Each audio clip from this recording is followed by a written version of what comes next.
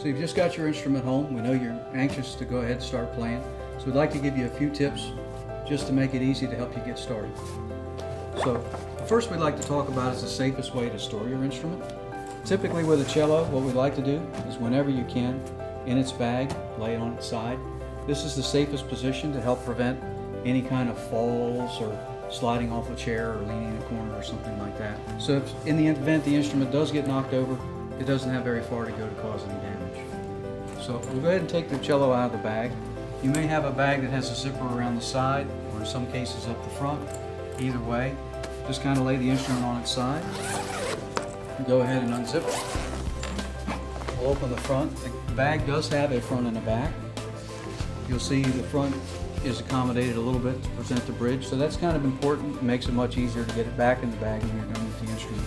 Down at the tail, there'll usually be a spot cut out in the bag for the end pin to pass through. That's kind of important to remember because if you try to put it outside the zipper or something like that, you could potentially cause damage to the zipper into the bag. We'll go ahead and get the bag out of the way. Lift the instrument out.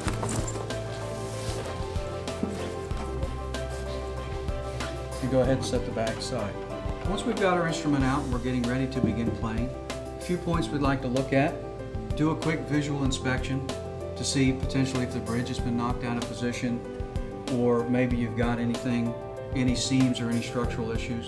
Since you've just brought this home, this instrument's been gone over, we shouldn't experience any of these things, but it's a good habit to kind of get into as you go back and forth from band practice, things like that, because these are things potentially that may need repairs. The first point we're going to cover with the cello is the tuning pegs. So the tuning pegs located up here are a friction fit. So basically, to either tighten or loosen the string, we're going to turn them to the left to loosen them, to the right to tighten them, and put a little bit of inward pressure on these to help tune the string to pitch. Your instrument should have been tuned fairly close to pitch. In cases when you get a little too far, if you have to turn these maybe more than a quarter or a half a turn, it's best to stop and get some guidance, because you can potentially run the hazard of breaking the string in half and making a dangerous situation for yourself. The band director may have you tuned to the rest of the orchestra, or to a pitch pipe, or to an electronic tuner. Those things will help you find that pitch and use those tuners effectively. So we're going to go past the bridge. The bridge is just held in place by the tension of the strings. So typically it'll be centered between these little notches, between these holes, which we call the F-holes. Sometimes with handling that can get knocked out of position a little bit. That would be something where your band director or perhaps a music store could help you get that back in place. The second element we come to with tuning on the tailpiece are these little screws here, and these are called the fine tuners.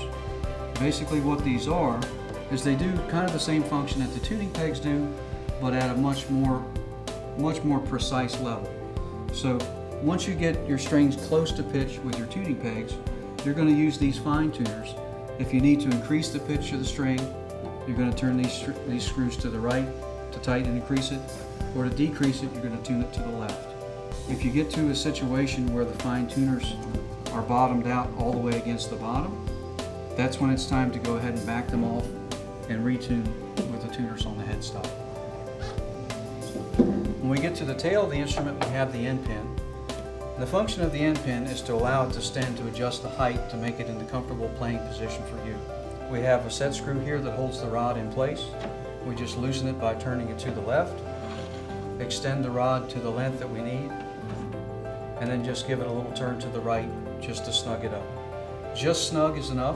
You don't want to over tighten this. You can run the risk of potentially breaking off, kind of damaging it, and it's going to mean another trip to the repair shop. On the end, we have a rubber cap. These can fall off pretty often. If you happen to lose it, replacements are easily available. The other thing to be mindful of with the end pin is the point under there can be sharp, so that's kind of something you would want to avoid. So the second part of your outfit is going to be the bow. We'll go through a few steps of how to handle the bow, how to rosin the bow, and how to care for it. This will be located in the pocket that comes outside of your cello case. First thing to note with handling the bow is going to be the bow screw at the end. The function of the bow screw is it just helps to move the frog back and forth, and either tightens or loosens the hair. So when we go ahead and take the bow out of the case, it should have been loosened when you receive it. So we'll take and tighten it by turning the screw to the right, just to put a little bit of tension, to help put some tension on the hair. These rules will apply whether you have a violin, viola, cello, or a bass bow. The next step is you'll have a cake of rosin that should be located in the pocket of your case. rosin, a new cake of rosin is going to be shiny. So what we need to do to be able to use it is this is just an ordinary piece of sandpaper. You can use a nail file, any kind of item you might have around the house. We're just going to go ahead and scuff the top of this rosin just enough so we can start making some powder. So the powder is important because that's what's going to allow the rosin to stick to the hair on the bow. So after we've got some powder started with our cake of rosin, we're just going to take and simply just take and run the rosin over the bow hair and do the entire length of the bow. So at this point you should have some rosin on the hair and you're ready to begin playing. A couple points to remember with handling the bow. When you're done with it, always make sure to loosen up the frog, allow the hair to go slack. This will help improve the longevity of your bow. You won't have to get it re-haired as often because the hair is not going to stretch out. The other thing to remember is try not to handle the bow hair directly with your fingers, because the oil and acid sometimes in your fingers, first it's going to make it harder for the hair to absorb the rosin, and also could help to start to break down the fibers in the horsehair and make the strands break prematurely. So we're done with our bow. We go ahead and we loosen it up. The last thing to do is maybe give it a little bit of tap, help knock some of the excess powder off. That way you won't have as much buildup for when you put the bow back in the case. So we hope you've got some useful tips for how to handle your instrument and how to care for your instrument now. If you follow these tips, you're going to have a good experience. Now you're ready to play. So have fun.